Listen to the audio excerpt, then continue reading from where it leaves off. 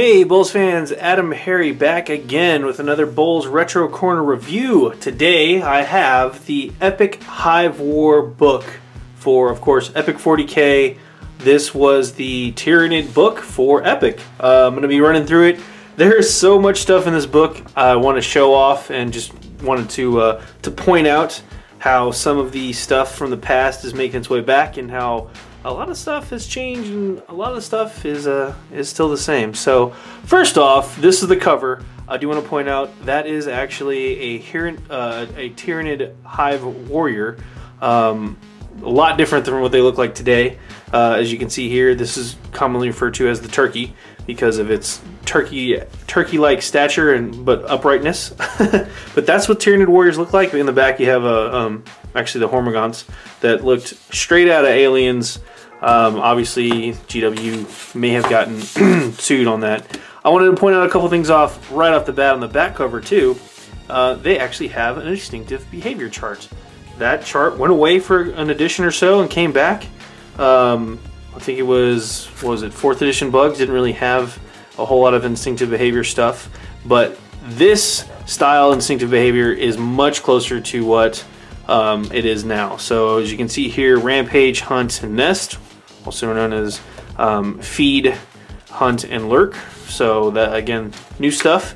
But this one, yeah, it's very similar. I'm not going to go over too much as far as like gameplay for Epic. That's a whole other bat rep and a whole other Retro Corner review. But I just wanted to go through this book with you guys. So without further ado, let's go ahead and jump right in. To get started, I just want to point out a couple things. Early art pictures, but then also again Epic Hive War, copyright 95. It's 72 pages. It's not full color, but it does have some color sprinkled in throughout. It was written originally by Andy Chambers, did most of the design work, looks like, produced by GW. So get that out of the way.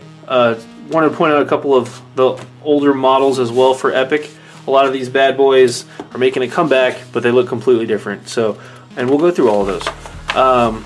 Contents, obviously, all the fun stuff. Intro, they had quite a bit of background fluff information for you. The first Tyrannosaur, of course, they go over the second Tyrannosaur later. Lots of little art pieces by John Blanche and some other ones as well. Oh, that's actually a Zonothrope. I'm going to zoom in real quick. That is one of the old school Tyrannid Zonothropes. That's what they used to look like, and now they are more of that elongated Eldar-esque look with the big head and the little lithe body and very tiny and spindly. They used to be walking behemoth guys with giant, like, I don't know, head plates with their brains hanging out. So pretty crazy the transformation Zonothropes have gone through. Anyway, that's first Hive War. Goes through all that fun stuff. That's Lictor. That, again, is actually a Hormagaunt. Well, they looked a lot different when they were metal. They had much bigger scything talon arms, more appendages, stuff like that, more claws, more spikes, all that good stuff. Any other cool artwork that I skipped over? Obviously, that's a regular Termagant. And yeah, that's good for now. Moving on. See, that's what the original Hive Tyrants used to look like. As you can see here, they've changed quite a bit.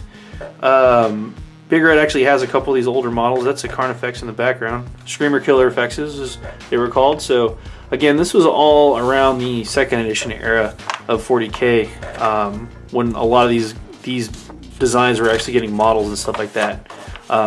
Here we go to what the models for Epic actually look like. So again, Carnifex Brood. Those were on the Space Marine size bases. So just to give you a rough idea of the scale of those things. That's a little bit smaller than a Space Marine would be now. Zonothrope Broods, same deal. They're on 20 mil bases. Basically, they had a beveled edge, which was very different than like fantasy bases, but kind of similar to that. Haruspex Brood. Haruspexes. Where have we seen those before? Oh yeah. That's what they used to look like. Big, giant, pinchy claws and kind of slug-like. Completely different from what they are these days. And then you have Dactylus Brood. Those were the artillery guys. They kind of lobbed spore mine pod things at people. Over here, gargoyles. You can tell they're gargoyles because they have blue wings with red bodies. A lot different as well in shape and design. And then a lictor brood, obviously a lot different as well. Hormagaunts, not a lot different, but the way the top spikes, claws, mandible things are shaped different from what they are today. Hormagaunt brood, and then a big Tyranid force there for you. So it's different stuff. They're actually fighting, looks like Eldar. Oh, Chaos, excuse me. So really tiny, 6mm. There you go. Again, a Tyranid warrior versus a Surman, looks like, or maybe just another generic guy, but could be a Surman. Anyway, yeah, cool stuff. Nids versus Eldar is a pretty prominent thing because the Second Tyrannic War, which we get to here in a second, was actually talks about the Ienden stuff, how all of that went down. Over here, Tyranid Hive Tyrant, again, 25mm round bases. They're about the size, a little bit smaller than a Space Marine from here to here, and then about the same size with the cannon. Trigons, that's right. That's what Trigons used to look like. They still have that worm-like body. Obviously, the torso's changed quite a bit, as well as the mandible claws, arms, and stuff like that. So yeah, Trigons. Exocrines.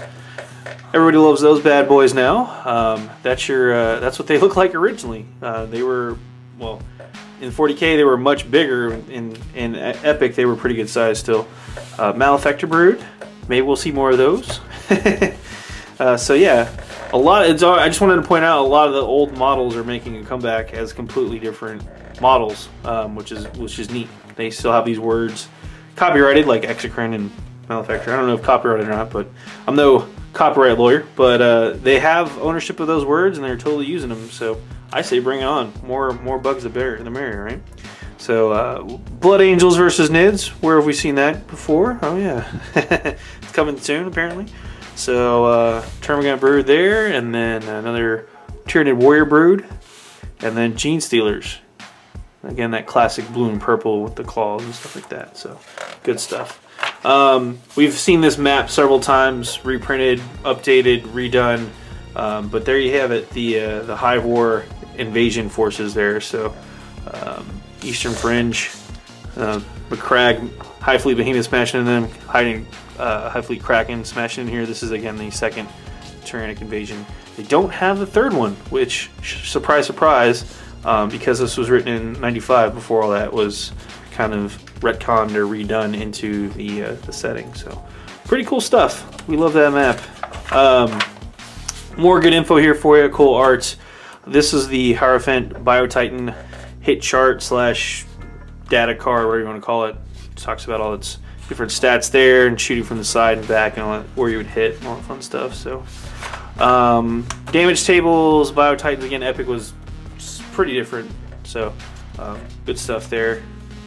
Yeah, Hair Jewel, that's the big Biotitans. More cool art. So just a big Tyranid force.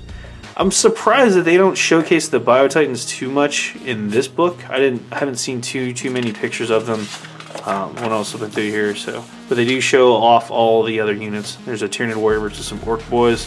Again, talking about the Second Tyrannic War, as I mentioned earlier, and then all that fun stuff. Hive Mind rules. Talk about swarm cards, building swarms, movement, all that fun stuff. Dominatrix, which we haven't come across yet, but it's in there. Hive Mind cards, just the different orders and stuff like breakpoints and morale, and how they were different from other armies in the game. Oh, there's again the Rampage, Hunt, and Nest instincts. So have those breakpoints, Tyranid forces, special rules. Regeneration was a big thing. Multiple wounds was a big thing. Tyranid Biovores still around. Carnifexes redone from back in the day. Dactylus gone. Maybe it'll come back. Maybe.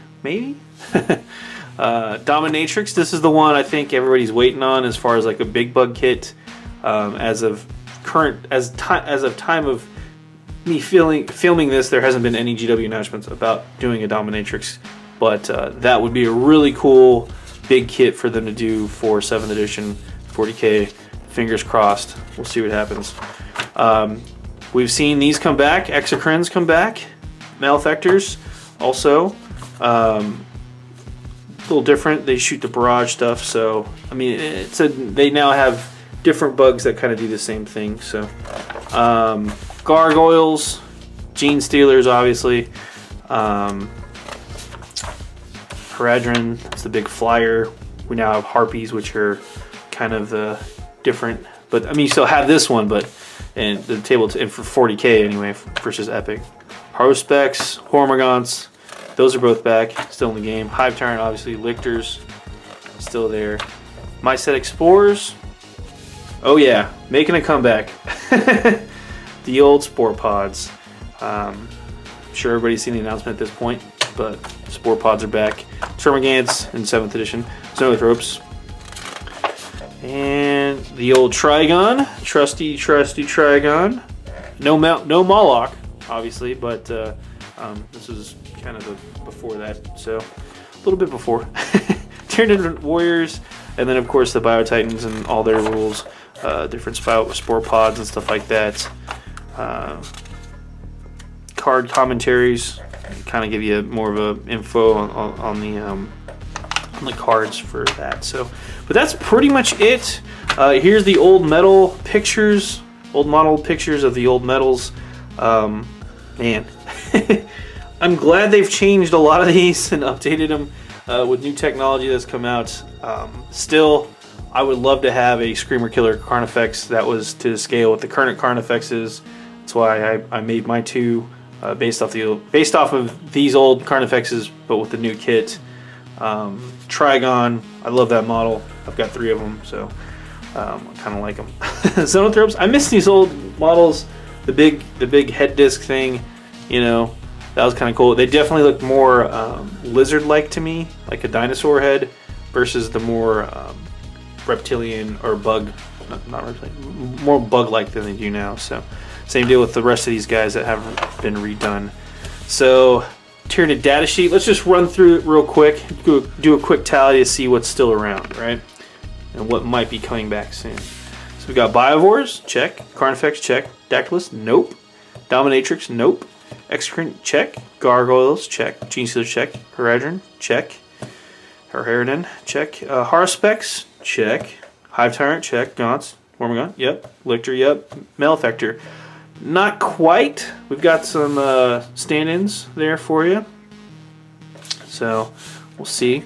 All those were in. Let's see. Malefactor, Mycetic Spores back. Termagants back. Trigon, yep. Warriors and Zoanthropes. So basically, if you look at the old Epic data sheet, there's really 2 models that don't have anything that do what they used to do. The Dactylus and Dominatrix, and then kind of the Malefactor, but you know, that'd be cool. That's 3 models right there, GW. 3 names that you already have. You can bring them back. So just want to throw that out there. If anybody's watching from old home base HQ GW, bring them back. But that's pretty much it. This is again the Epic Hive War Retro Corner view from BoLS. This is AdamHarry signing off. Hope you enjoyed it. If there's any other ones you want to see, let me know in the comments. Throw us a like, throw us a subscribe. We really do appreciate it. And we can help keep these retro corners alive and going. Again, AdamHarry from BoLS signing off. Have a good one.